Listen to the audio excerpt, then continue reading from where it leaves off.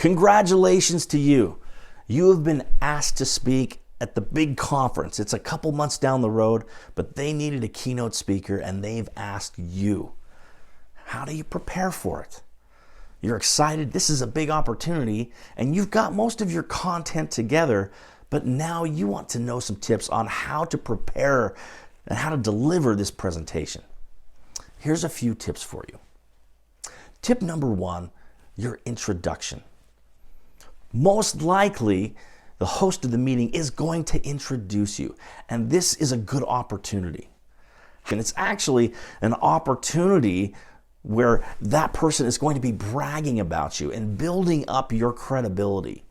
If you do it right, that's fantastic. You walk on stage and people are already impressed with your background and you can hit the ground running. Now, in a lot of sales presentations, I tell people that you got to spend some time building up that credibility. In this case, the host is doing it for you. That gives you the opportunity to jump right into a story or jump right into a quote or a statistic that's going to have some impact, some punch. So don't lose the opportunity. Make sure your introduction is written and delivered to the host of the meeting. You can jump on stage and go right at something impactful out of the gate. Next tip, too loud is better than too soft. Do not worry about speaking too loud. And it's a temptation. You get on stage and you start speaking, you hear your own voice as it echoes through the microphone and across the auditorium, and you're tempted to think, oh wow, that's too loud. I gotta start speaking quieter. And I urge you not to do that. If you're really too loud, the audiovisual guy will turn down your microphone. It's far better to be a little bit too loud than it is too quiet and having people asking why they can't hear you. Having them miss your message is far bigger concern than having it be, wow, that guy's too loud. When does that happen? So speak up. Now, this is very important if you're speaking in a group that's kind of a mid-sized group. A lot of times there's this venue where you might be in a classroom type of venue, or you might be in a certain session hall where there's 40 or 50 people. And most of the time you're mic'd up, but there are instances I've seen where it's just small enough where you're not mic'd up and you're still speaking to 30 or 40 people. You really need to speak up louder than you think. Speak up, get your voice out there. Too loud, always better than not loud enough. Next tip, don't touch the podium. Literally, resist the temptation to touch the podium. I've seen too many people that put their hands up there or kind of lean on the podium a little bit. Back away from the podium and speak up. The podium is a kind of a death trap and it'll screw up your body language. It looks awkward. Ideally, you're mic'd up, and so you can walk away from the podium and you can walk around the stage. And if that's the case, just be careful that you don't bump your mic and you don't trip over the cord. But hopefully you're mic'd up and it's a wireless mic, and that gives you some freedom to walk across the stage.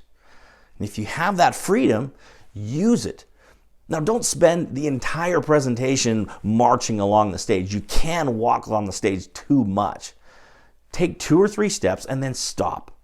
Tell a story, make a point, and then ask a question. And then take 2 or 3 steps back or go to another place on the stage. Walk accordingly, stop, make a point, walk back, and do this a few times over the course of your 20, 30, 40-minute presentation, and it'll look great. You're far better off getting away from that podium. And especially be aware in a classroom setting, sometimes that podium is in a corner and it's a dark corner. If you can, get away from that podium. Don't touch it at all. Resist the temptation to be too salesy in your speech. If you're speaking to a large audience, it's because somebody thought you were important, that you had something important to say in front of the group. Don't blow the opportunity by going right into your sales pitch and talking about all your great features, and mix it up a little bit.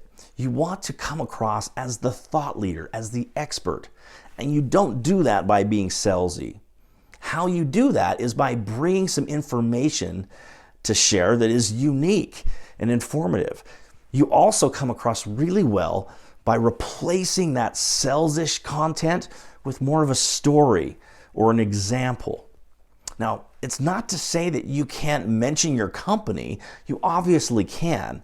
Just don't come across as too salesy. You will lose credibility with your audience. I've said it once and I'll say it again. You've got to watch the clock. When you're speaking in front of a large audience, make sure that you don't go over on time. Practice your speech and so you end a little bit early. If you're given a 30-minute window, end with 27 minutes. Don't go over. If you're given an hour to an hour and a half, end it closer to an hour. I'm serious. It's better to leave a big space at the end for some questions and answers and some networking than it is to go all the way to your allotted time. You do not want people getting up and leaving early. And a lot of times there's a session right behind you. Or even worse, it's lunch hour and people are getting up early from your presentation to go out just as you're closing. Don't let that happen to you. End a little bit early when you're presenting to a large audience. You need to watch your energy level. Be prepared for this speech. Understand that if you're speaking for a half hour or more, that's very different and requires a good amount of energy. Even if you've presented a lot in front of small groups or done presentations before, there's a huge difference between a 10-minute speech and a 30-minute speech. And especially if you're going on even as long as an hour or more, you need to be prepared. You need to eat right. You need to have some water ready. That energy level is a huge thing, and you do not want to lose that energy towards the end of your speech. And so be prepared for that. Have that energy going in. One tip is to always face the audience. Now, you've probably planned on this presentation and you've prepared your material and you probably have it mostly memorized, which is good. Now, the obvious tip is to not look back at the screen. And you probably know that. Try to practice your material so you're not looking back. But here's one you may not be aware of. I see speakers oftentimes falling into the trap where they are looking down. Oftentimes the podium itself will have a display where it is showing your slide, and even on the floor below you on the stage, there will be displays that show your information in your slide deck. It's not visible to the audience, and so if you've never spoken in front of an audience, you might not even realize that it's there. But it is. It's really convenient to have. You can glance down and see what slide you're on, but be careful not to glance down too much and be looking too down. You want to be facing the audience. You want to be engaging with them, making eye contact with them. An occasional glance down is all right, but just remember, face your audience and don't focus too much on that display on the floor in front of you. So the last tip is have your marketing material ready. And by marketing material, I don't just mean your slide deck or your brochures. I'm talking about your online social media presence, both for your company and for yourself. If you're presenting in front of a large group or you're doing a webinar, you'll be surprised. People will hit your Facebook page. They'll hit your LinkedIn profile. They'll visit your website page. You want them to do that. That's a good thing. Just make sure that it's ready for it. Make sure that that embarrassing post is down or gone. And make sure that your contact information is up and available.